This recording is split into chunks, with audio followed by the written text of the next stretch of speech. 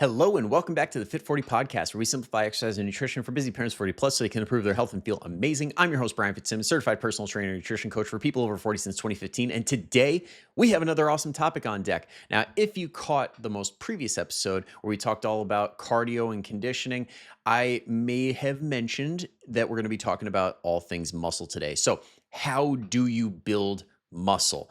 This is one of those things that is getting super duper popular. We're seeing it in the news that muscle is important. It's that longevity organ. So that being said, how do we go about actually getting to the place where we can put more muscle on and not get super duper bulky, but get enough where we're feeling healthy, we're able to improve things like metabolic dysfunction and other things like that, to live a healthier lifestyle and make everyday things feel easier? We're going to go in depth all about it today. Now, before we do, make sure if you aren't already, go ahead and hit that follow or subscribe button wherever you're watching or listening, so that way you don't miss another episode like this going forward, because every Monday and Thursday, they're dropping. You definitely don't want to miss the ones that I got lined up in these upcoming weeks for sure.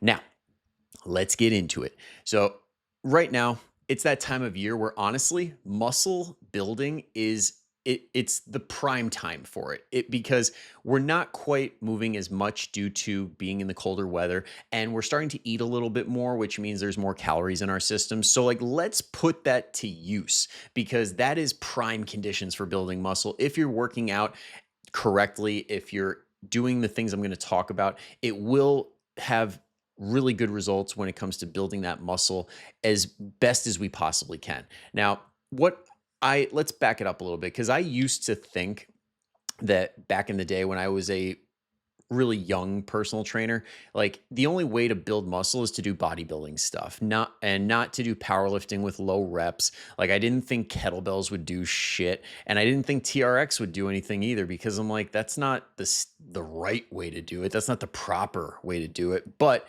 at the end of the day, when people would hop on their in-body scale and do all these things that we had programmed that were exercises and workouts that were created by trainers that were way smarter than me at the time, that happened to be my awesome mentors, when people would hop on these mind-body machines that would measure their level of muscle mass, their level of fat mass across the board, people would go up in muscle mass and go down in fat mass.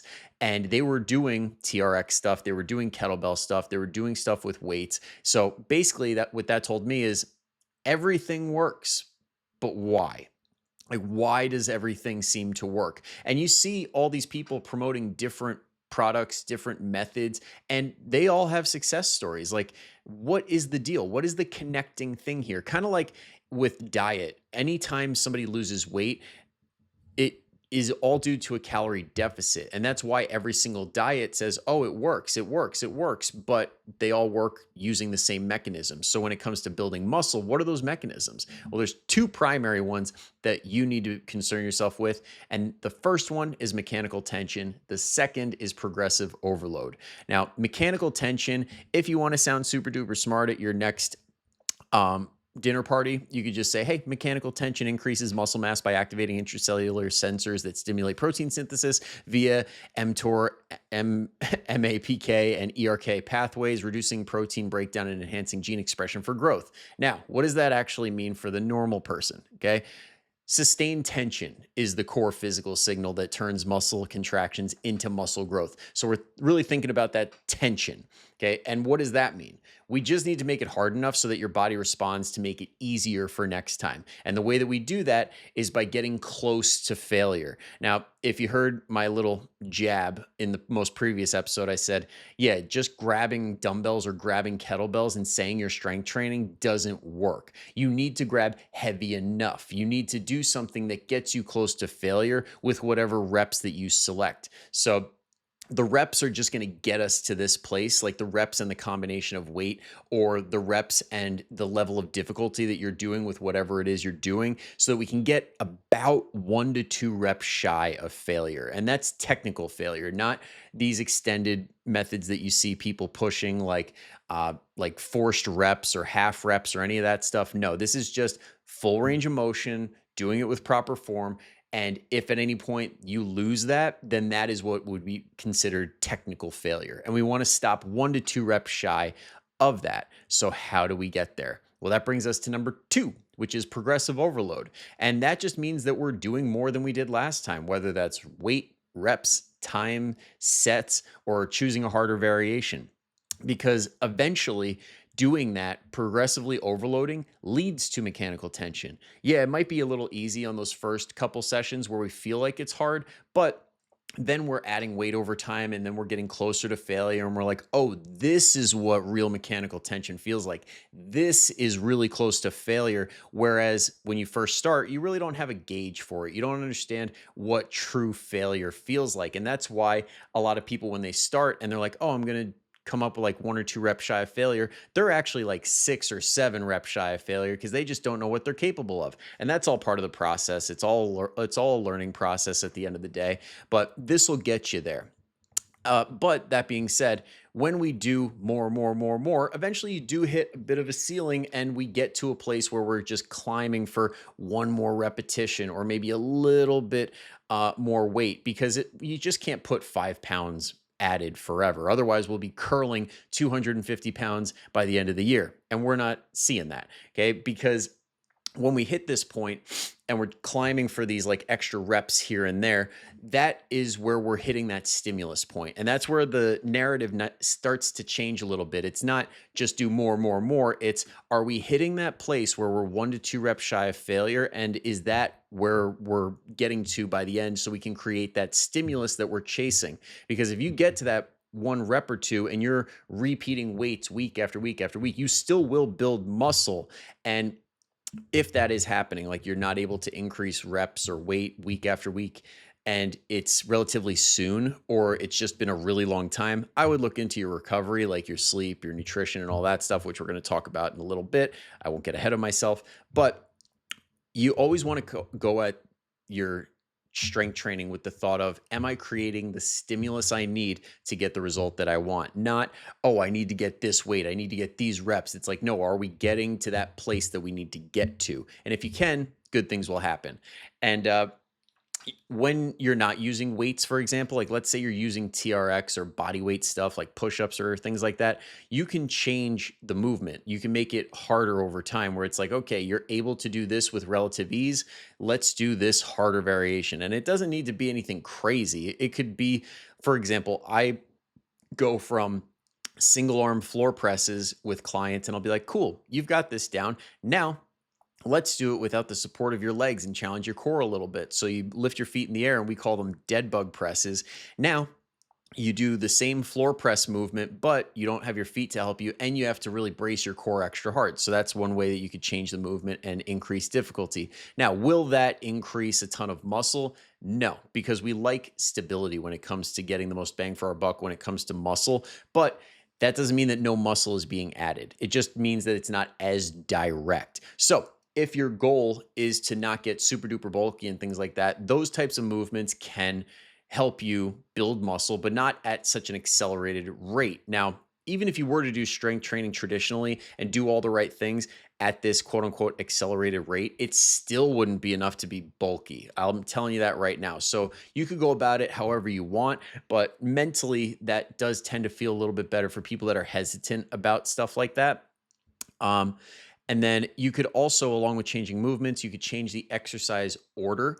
So like, for example, a lot of people start with the heavy stuff like benching, squatting, deadlifting, but we're finding out now that as you do that for years and years and years and years, down the line, it starts to hurt a little bit. But when you flip the script and you say, okay, I'm going to do all the stuff I did at the end, like the isolated exercises like hamstring curls or calf raises or tricep press downs, things like that. First, it warms up the joints well, and then it actually helps you do the bigger lifts in a more pain-free way. You don't put as much weight on the bar, but you get that same stimulus that we're chasing. So that could help a lot as well. You could try different rep ranges because we know that when it comes to muscle, there is the whole concept of lifting for 1 to 5 reps for strength, and then like 6 to 12 reps for muscle, and then 15 plus reps for endurance. That's bullshit. We know that that actually is not a thing. What we have found out in recent years is that pretty much anything up to like 30 repetitions and possibly even more.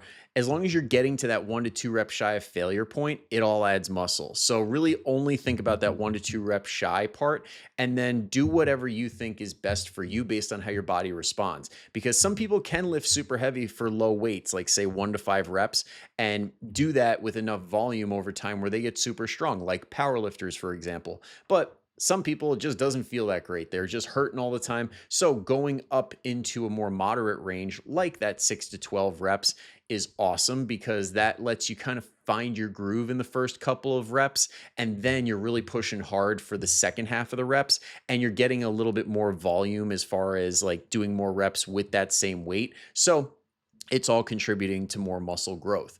Or let's say you're really into that, like sucking wind and really just killing yourself with exercise, and maybe we're working out some mental demons, then you could really crank the reps up and go super high, 15, 20, 25 repetitions, as long as you're getting to that failure point. But I'll just tell you right now, that's just miserable. But if you want to go for it, go for it. I don't judge. I don't. But that all being said, my favorite way to do it is using the rule of 5. So I love setting what, when we're doing repetitions, setting it for 10 repetitions, because that's a good midpoint, and most people will find we'll see really good results from that. And you do say, or let me back this up. So you have your top set from last time. Like, let's say you've already done this workout and you said, okay, I did this many for 10 last time. For your first set out of 3, because I usually do 3 or 4. Okay. So let's say you're doing 3 sets. You do whatever that top set was. So let's say you did 20 pounds on a press for 10 repetitions. Cool. For your first set, you do 5 or 10 pounds less than that, because this allows you to kind of feel it out. So you do say 15 pounds for 10 and you're like, wow, okay, that felt pretty easy. It felt pretty good. Awesome. We'll go up to 20, which I did last time. Do 10. Great. That was hard, but I feel like I could do more. And then you have a decision to make where you say, I want to do 5 more pounds or 5 more reps. And with the 5 more reps, that's the intention. It's not like a hard goal. It's like, okay, I don't think I could add any weight on, but I'm going to push for more repetitions and cap myself at 15. So if you were able to do, say, you did 20 last time, but now we're doing 25 pounds, if you get anywhere between like 5 repetitions to 15 repetitions, awesome. Or let me back that up, guys. I just combined them both. I apologize. Okay, let's say you went up 5 pounds. You got to get at least 5 repetitions or more. And then when it comes to the adding repetitions with the same weight, say you stay with the 20 pounds, okay, with that 20 pounds, try and get 11, 12, 13, maybe 14, maybe 15 reps.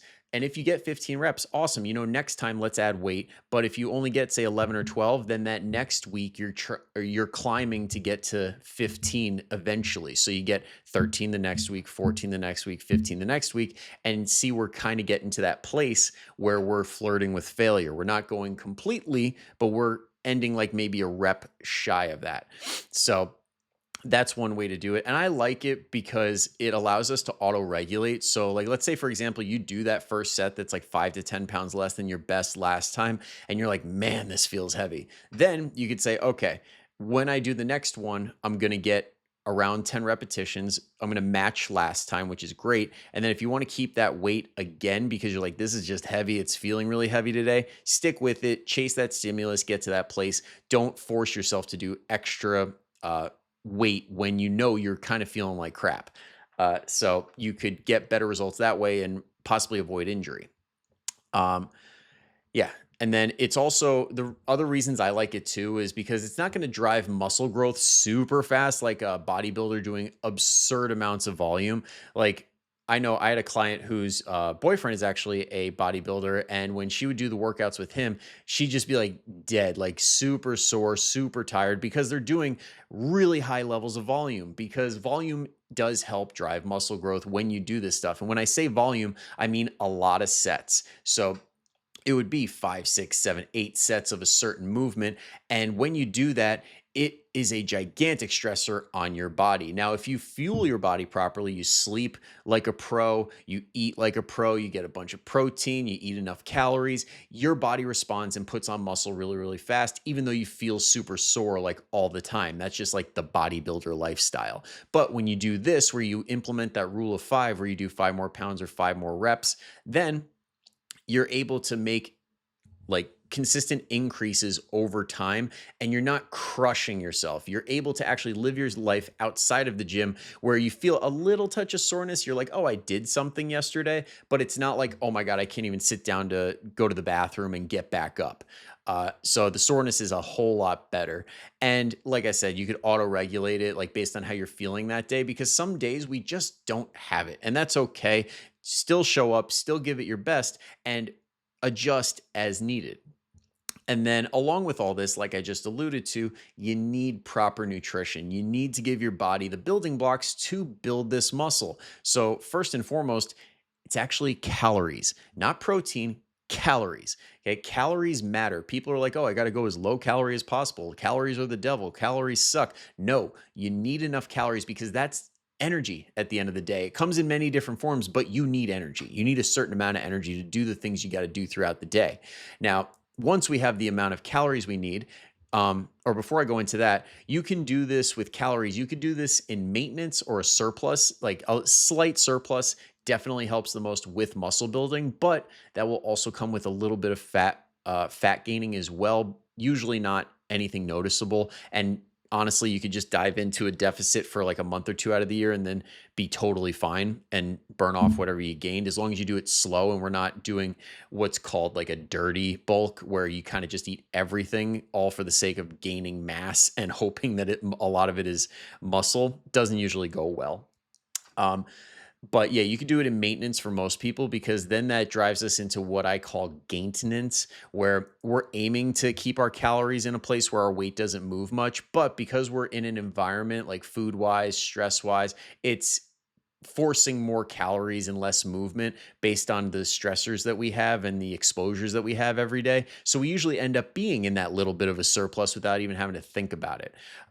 And then there's also in a deficit for the newbie gain phase, it is possible to build muscle. I've seen it many, many, many times where people will be in a calorie deficit where they are losing weight, they're losing inches, and they're also gaining muscle at the exact same time. Because in that initial few months to maybe even like a year or two, I've seen newbie gains last a decent amount of time, but everybody's a little bit different. But in that zone, your body is going through a rapid recomposition phase where you are burning body fat, building muscle, and you look like a totally new person very, very fast. So it can happen during that time too.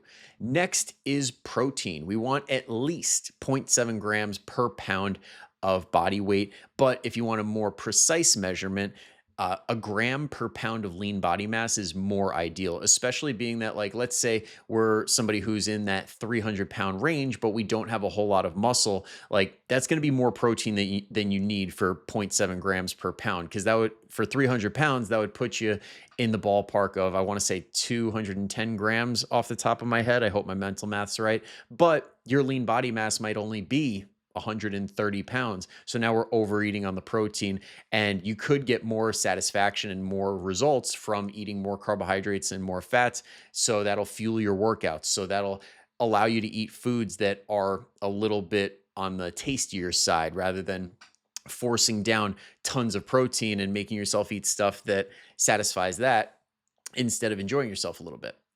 The other thing too is absorbability and digestion. This is a big one, especially for hard gainers, like people that really have a hard time putting on weight. A lot of times it can be an absorbability issue. They're eating these things that just irritate their gut and they're not getting absorbed properly, and they don't feel all that great. They're low energy all the time. And it's because they're just not getting the most out of the foods that they're consuming. And this is why we want most of our foods to be whole foods or minimally processed, because they tend to sit better in our bodies. There's not a laundry list of ingredients that one of those ingredients may be an irritant that could be getting in your way. So let's limit the ability for that to happen and choose those foods that they sit well. They sit better than other foods.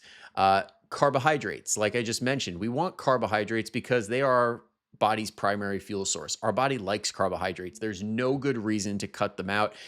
Even though keto people will try and convince you of this left and right, the evidence just does not support cutting carbs out completely for any added benefit. And it might even benefit you more because it allows you to do more work, which burns more calories, which can get you closer to your goals than if you didn't include them.